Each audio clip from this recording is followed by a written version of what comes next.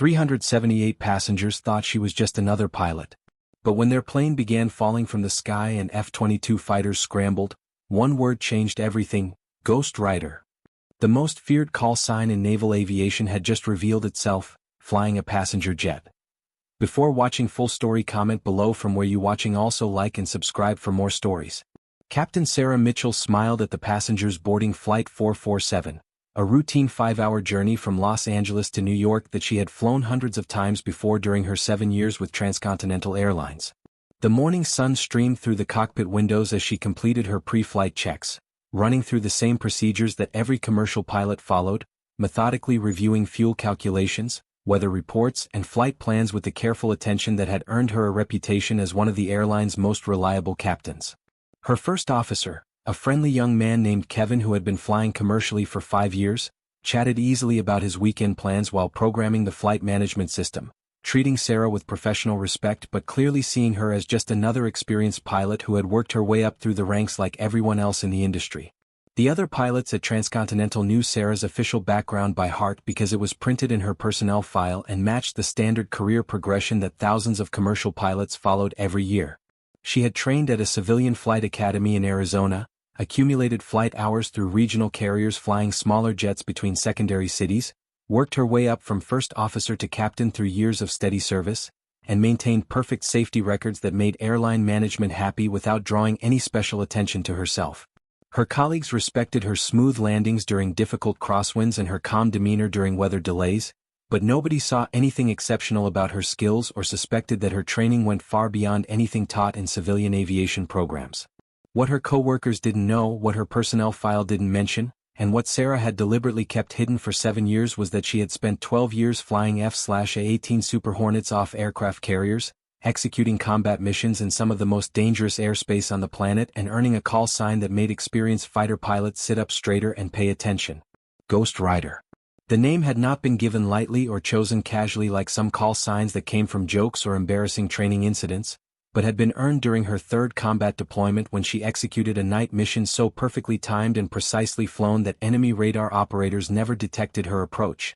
never saw her weapons release, and never understood how their heavily defended installation had been destroyed until long after she had disappeared back into the darkness. Sarah had walked away from military aviation for reasons she never discussed, reasons connected to her final classified mission that she could neither explain nor forget, choosing instead to fly passengers between cities where the biggest challenge was coordinating with air traffic control rather than evading surface-to-air missiles. The military had helped her transition by scrubbing her records clean, removing any mention of her call sign or specific operations, creating a background that looked completely ordinary to anyone who checked. She wanted anonymity, wanted to fly without the weight of expectations and reputation, wanted a life where her hands on the controls didn't carry the memory of combat decisions where one mistake meant death. As Flight 447 pushed back from the gate that morning with 378 passengers behind her who were reading books, working on laptops and entertaining children with tablets, Sarah thought about how strange it was that these people trusted her competence in the same way they trusted the wings would stay attached,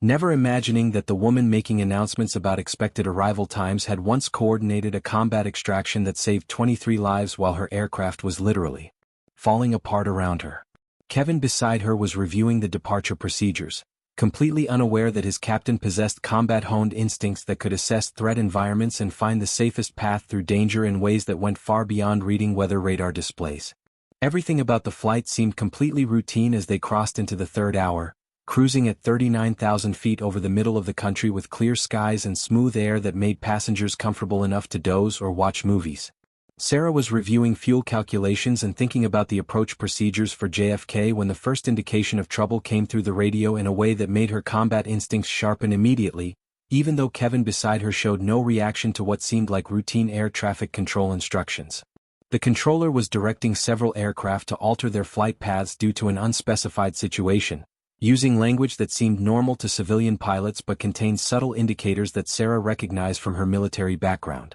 The controller's voice had a slight tension that most people would miss. The specific frequencies and altitudes being assigned suggested something more serious than routine traffic management, and the pattern of aircraft being moved indicated a developing situation that required tactical thinking rather than standard procedures. Sarah was reaching to ask the controller for clarification when Kevin suddenly slumped forward against his harness, his hands dropping from the controls and his head lolling to the side in a way that sent immediate alarm through her body. Her response was automatic, trained reflexes taking over before conscious thought could process what was happening, as she disconnected the autopilot and took manual control of the massive aircraft while simultaneously keying the intercom to call the senior flight attendant, her voice remaining calm and professional even as her mind was already running through emergency procedures and assessing the tactical situation with the speed that had once made her legendary in naval aviation. The senior flight attendant responded immediately and Sarah instructed her to check for medical professionals on board while she dealt with Kevin's incapacitation.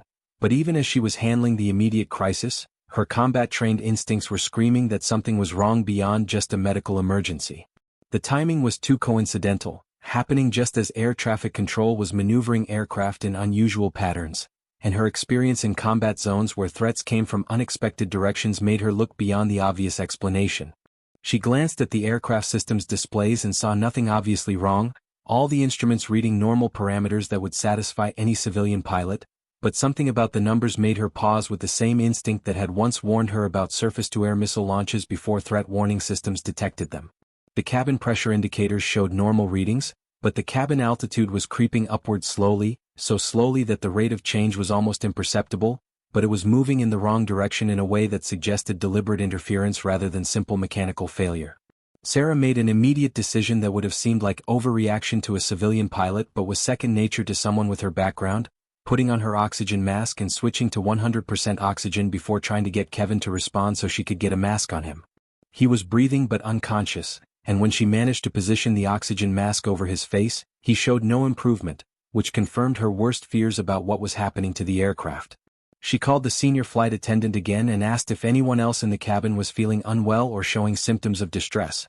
and the response made her blood run cold when the flight attendant reported that several passengers in different sections were complaining of headaches and dizziness, and one person had passed out. The cabin pressure system was failing in a way subtle enough to avoid triggering automatic warning systems but serious enough to cause hypoxia symptoms throughout the aircraft, and every second at high altitude was causing more people to lose consciousness. Sarah immediately began an emergency descent without waiting for clearance from air traffic control because her combat training had taught her that in life-threatening situations, you acted first and explained later, broadcasting an emergency declaration on the radio while pushing the massive 777 into a descent profile that had passengers who were still conscious gripping their armrests in alarm. The controller acknowledged her emergency and cleared other traffic from her path, but there was something in his tone that suggested he was dealing with more than just her situation, something bigger happening across the national airspace system. As Sarah brought the aircraft down through the flight levels in a controlled but aggressive descent, she heard radio traffic that made her combat instincts shift into full tactical mode. The controller was coordinating with military frequencies using terminology that indicated multiple aircraft were experiencing similar problems, and there was discussion of possible deliberate interference or sabotage, with the word hostile coming through in a context that suggested this was not just mechanical failure but potentially an active attack situation. Her mind immediately began processing the tactical picture even as she continued flying the descent that would get her passengers to a safe altitude, leveling off at 10,000 feet where the ambient pressure would be safe even if cabin pressurization failed completely. Kevin was starting to show signs of regaining consciousness with the oxygen mask on and the higher pressure at the lower altitude, and the flight attendants reported that affected passengers were recovering, though several would need medical attention on landing. Sarah was coordinating with air traffic control about diverting to the nearest suitable airport when she heard something on the radio that she had not heard in 7 years and had never expected to hear again in civilian airspace.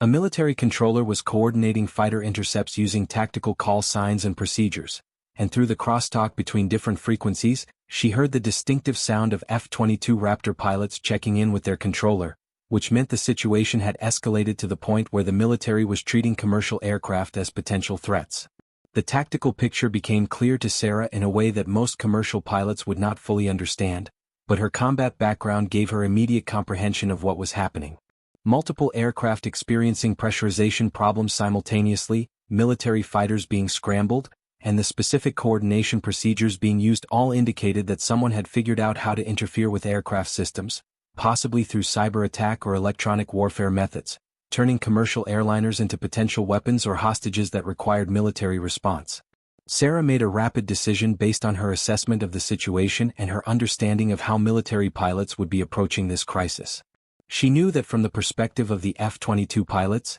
her aircraft was potentially compromised and might be under hostile control, especially since she had declared an emergency and deviated from her assigned flight path, which meant she needed to establish her credentials and let the military controllers know that her aircraft was under the command of someone who understood tactical procedures and could be trusted to follow instructions.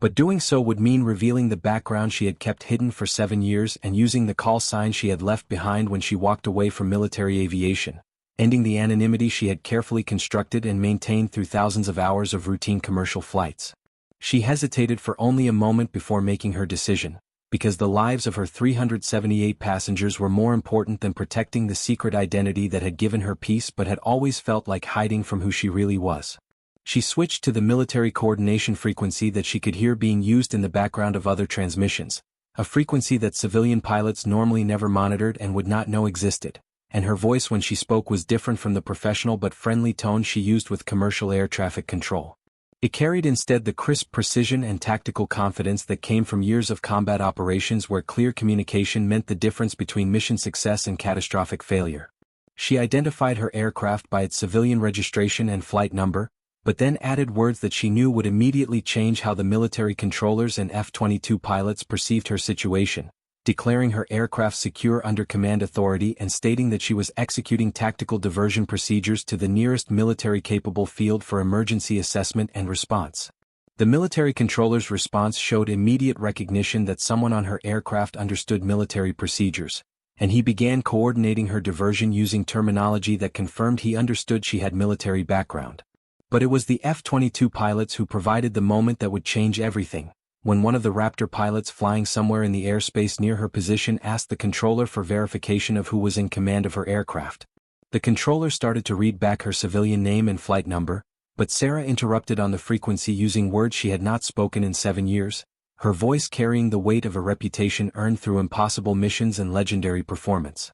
She said her aircraft was under command of Ghost Rider, authenticating with tactical codes that she had memorized years ago and never forgotten, and the radio went silent for 3 full seconds in a pause that stretched long enough to be noticeable even in the midst of a crisis situation. Then one of the F-22 pilots came back on the frequency with a voice that carried shock and something close to reverence, asking for confirmation that he had actually heard what he thought he heard, saying the call sign Ghost Rider using a tone that made it clear he knew exactly what that name represented and could not quite believe that the legendary pilot was commanding a civilian airliner full of passengers. The second F-22 pilot, who had been maintaining radio silence while his wingman handled communications, broke protocol to key his radio and say that every fighter pilot in the Navy knew the Ghost Rider stories, that her missions were taught in tactical schools as examples of perfect execution, and that having her on this frequency changed everything about how they were going to handle this crisis. The military controller, recognizing that something significant had just happened even if he did not fully understand the history behind the call sign,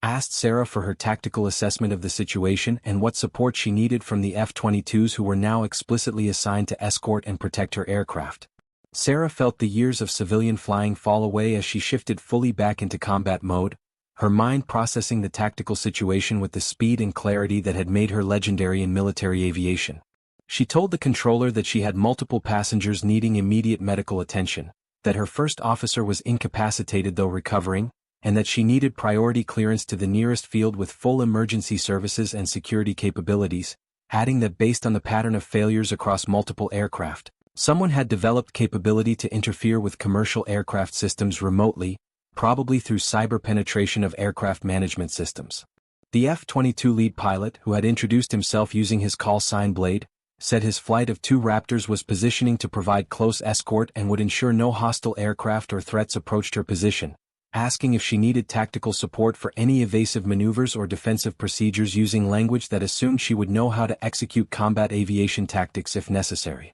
Sarah appreciated the confidence his question implied, the acknowledgement that Ghost Rider would be capable of flying defensive maneuvers in a civilian airliner if the situation required it, though she hoped it would not come to that given the limitations of a passenger jet compared to a fighter. The situation developed rapidly as Sarah coordinated with multiple agencies while hand-flying the 777 toward the military field that had been designated as her diversion point. Kevin had recovered enough to help with some cockpit duties, though he was clearly confused about why his captain was talking on military frequencies and being escorted by F-22s, watching her with a mixture of shock and dawning realization that the woman he had flown with for months was not who he thought she was. The flight attendants were managing passenger anxiety as word spread through the cabin that fighter jets were visible outside the windows, sleek gray shapes that appeared and disappeared in the clouds as they maintained escort positions with precision that spoke of highly trained pilots executing tactical formations. The F-22 pilots were providing information on their secure frequency that Sarah was monitoring, keeping her updated on the tactical picture in ways that helped her understand the broader situation.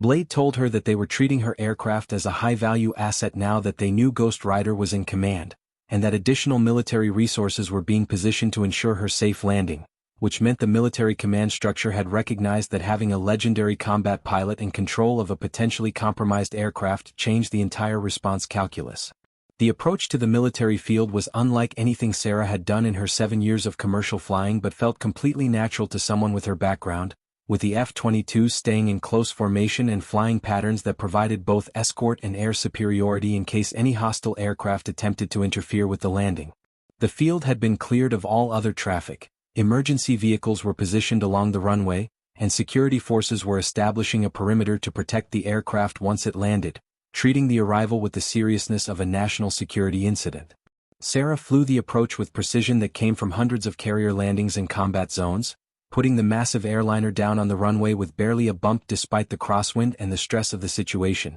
executing a landing that would have impressed any commercial pilot but was routine for someone who had once landed damaged fighters on carrier decks at night in rough seas. As the 777 rolled out and Sarah followed ground controllers' instructions to taxi to an isolated area where emergency crews and security forces were waiting, she could see the full military response being staged around her aircraft, with medical teams ready to assess passengers, security personnel establishing investigation protocols, and military commanders coordinating the broader response to what was now being treated as a major national security incident. She shut down the engines and completed post-landing checks with Kevin's help, then sat for a moment in the sudden silence of the cockpit, knowing that as soon as she stepped out, her quiet existence as an anonymous commercial pilot was effectively over. The moment she had used her call sign on the military frequency, she had revealed the secret she had kept for 7 years, and there was no way to put that back in the box or return to the anonymity that had protected her from the memories and expectations she had been trying to escape. The military commander who met her as she exited the aircraft was a full colonel who saluted her with obvious respect before extending his hand to shake hers, saying he had heard the Ghost Rider stories from Navy pilots who had served with her, that her reputation in the military aviation community was legendary, and that her decision to reveal her identity and take tactical command of the situation had probably saved her passengers' lives and provided crucial information about the nature of the attack. He asked if she would be willing to consult with the tactical response team who were trying to identify and counter whoever had developed the capability to interfere with commercial aircraft systems. The next several hours were intense as Sarah provided detailed information about exactly what had happened to her aircraft, the specific symptoms she had observed, and the timeline of events that might help investigators understand the attack vector. The F-22 pilots, Blade and his wingman Torch, attended part of the briefing and made a point of introducing themselves formally, telling her it was an honor to fly escort for Ghost Rider and asking questions about some of her legendary missions that revealed how thoroughly her reputation had spread through military aviation communities even years after she had left active service. The investigation eventually revealed that a sophisticated cyber attack had targeted commercial aircraft systems, exploiting vulnerabilities in wireless communication systems that modern airliners used for routine data transmission, with attackers able to send malicious code that gradually interfered with pressurization controls, causing the slow failures that had affected multiple aircraft. Sarah's rapid recognition of the problem and her decisive action to descend immediately had prevented her passengers from suffering serious harm, and her tactical assessment of the situation had helped authorities understand they were dealing with a coordinated attack rather than random mechanical failures. The media coverage of the incident focused initially on the mystery of the cyber attack and the military response, but as details emerged about the commercial pilot who had coordinated with F-22 fighters using tactical procedures and a legendary military call sign, reporters began investigating Sarah's background. The airline was shocked to discover that the captain they had considered completely conventional actually had one of the most distinguished combat records in naval aviation history, and her fellow pilots who had flown with her for years could not reconcile the quiet, professional woman they knew with the stories they were now hearing about impossible missions and legendary combat skills. Sarah found herself at a crossroads, having to decide what came next for her now that her secret was revealed and everyone knew who Ghost Rider actually was. The military was interested in bringing her back in some capacity, possibly as an instructor or consultant given her unique combination of combat experience and recent commercial aviation work. The airline had made it clear she would continue to be welcome as a captain, though the dynamics of her relationships with colleagues had fundamentally changed now that everyone knew the truth about her background and capabilities. She realized standing on the ramp at the military field, watching the sun set over mountains in the distance, that trying to be anonymous had been her way of coping with the stress of her final classified mission, a way of creating distance from memories that were painful despite her professional pride in what she had accomplished. But the emergency had shown her that walking away from who she was did not actually change her fundamental nature or eliminate the skills that defined her as a pilot, and that trying to pretend she was just another commercial pilot had been dishonest to herself and unfair to the people who depended on her expertise. She made her decision there on the ramp with the evening wind carrying the smell of jet fuel and the sound of military aircraft in the distance. She would return to commercial flying because she genuinely enjoyed the work and appreciated the lower stress levels compared to combat operations, but she would no longer hide her background or downplay her capabilities. She would be Captain Sarah Mitchell, who happened to be the legendary Ghost Rider, someone who brought extraordinary skills to commercial aviation while also being available to help train the next generation of military pilots and consult on aviation security issues when needed. The airline passengers on her next flight 3 weeks later boarded the aircraft and saw a captain who looked exactly the same as before, professional and confident as she welcomed them aboard, but many of them had read the news stories about the commercial pilot with the legendary military background who had saved her passengers during a cyber attack. Sarah handled the attention with grace, acknowledging her background when asked but focusing primarily on ensuring her passengers had a safe and comfortable flight,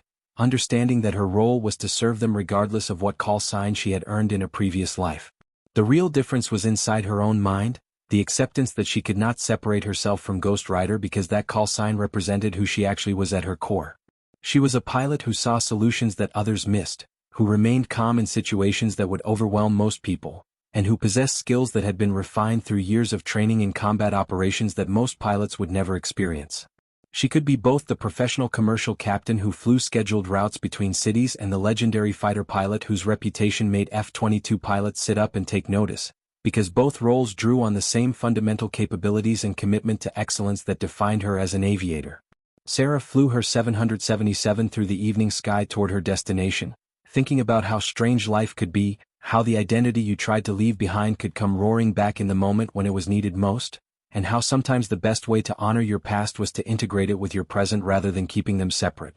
The passengers behind her were reading, sleeping, watching movies, trusting her to get them safely to their destination just as passengers always did, but now she knew that if they ever faced another crisis, another impossible situation that required something more than standard procedures and normal training, she would not hesitate to use every capability she possessed. She was Ghost Rider, and that meant she would do whatever was necessary to protect her passengers and complete her mission, just as she always had in the cockpit of a fighter jet or the flight deck of a massive airliner. The aircraft type and uniform might change, but the pilot behind the call sign remained exactly who she had always been, someone who appeared when needed and executed the impossible with precision that made it look easy, ready to handle whatever challenges came next with the same legendary skill that had made F-22 pilots catch their breath in shock and reverence when they realized who was coordinating with them during that emergency flight. That was what Ghost Rider meant, and she would carry that identity forward into whatever came next, no longer hiding from who she was, but embracing both her past and her present as parts of the same remarkable journey through the skies.